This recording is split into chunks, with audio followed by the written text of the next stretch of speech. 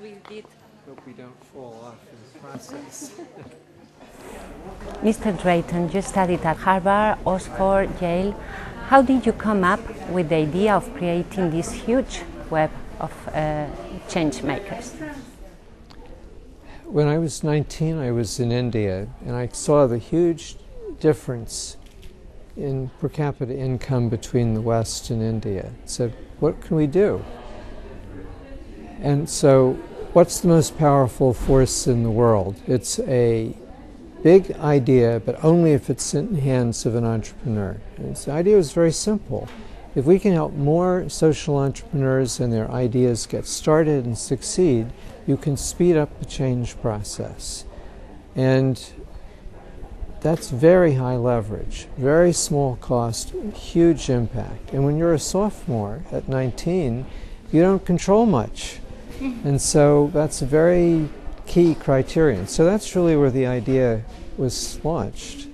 What are the primary traits of a change maker?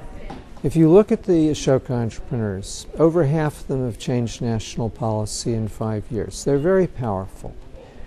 When you look at their ideas, anyone in your audience could have come up with those ideas. And then if they are just persistent enough, they could have made that change happen. So the big difference is these people gave themselves permission. The world we're going into, and this is fundamental for education and parenting, is a world where we want to make sure that every young person has the skills, knows they have the skills, so that they can change the world. How does Ashoka measure the potential of change makers? We look for a couple of things. One, there has to be a new idea that will change the pattern in the field, environment, health, whatever, on a continental scale. Then there are 4 criteria: creativity, entrepreneurial quality, ethical fiber, very important, and then not about the person now, about the idea. Will this idea, once it's demonstrated, have legs? Will people say, oh, that's a really good idea, I hadn't thought about that, but that'll solve a big problem I have? So those criteria, and then we have a 5-step selection process with different people at each step, with the result that we have uniform results across the world from year to year. Over half have changed national policy in 5 years. 3/4 have changed the pattern in their field at the national level within 5 years. So these people are there. You just have to know what you're looking for. Changing the system is what the Spaniards are trying to do with their Spanish Revolution. They call themselves the Indignados, the indignants. Do you identify with them? The systems of the world are very seriously stuck.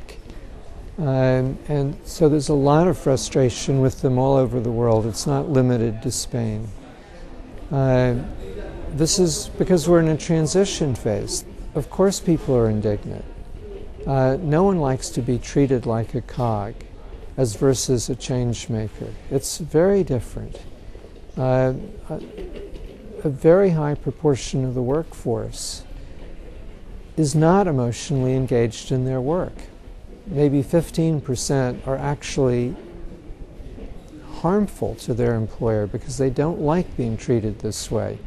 This is the last stages of an old system where a few people controlled everything and everyone else was supposed to do a repetitive function. Okay for a static world. We don't live in a static world.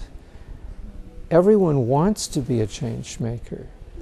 It's scary not to be a change maker, not to know how to cause change in a world that's defined by change. It's no longer mastering knowledge and rules. That was fine for a static world. If you don't have empathy, so you understand all the people around you, so you don't hurt, you help, then teamwork, leadership, and change making, how you use those 3 skills in a very different way, you're not going to be a player. Well, that's a different definition of success in growing up than mastering knowledge and rules. If you don't master being a change maker, actually having practiced it as a young person, you're not going to be a change maker in life because you don't have the skills and you don't have that self-definition. It's the worst thing you can do to someone. And we know how to change that. So the challenge now is for everyone running a school, for every parent, how do we make that transition for the young people we're working with? In 20-25 hours, we can have a child who has never grasped the skill of empathy. They will have grasped it. We know how to have them practice it at recess in the classroom. We know how to work with parents. So when brother hits sister, it's not just you've broken the rules and I'm now going to enforce them. It's, well, how do you think your sister felt when you did that? Any parent can do that, but they've got to know why, and they've got to learn those skills. Do you feel like a pioneer, like the Montessori of the 21st century?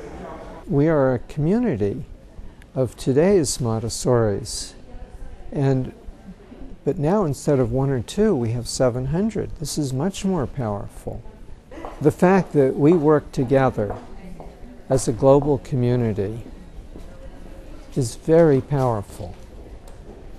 It's being able to take the best ideas from every country in the world that we see the patterns and the new paradigm, and then working together, we can tip the world. This has never been done before.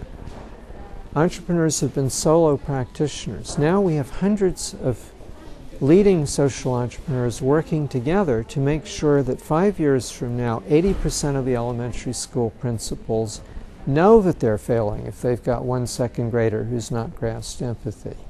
Now, we couldn't do that if we weren't a global community. Thank you very much, Mr. Drayton.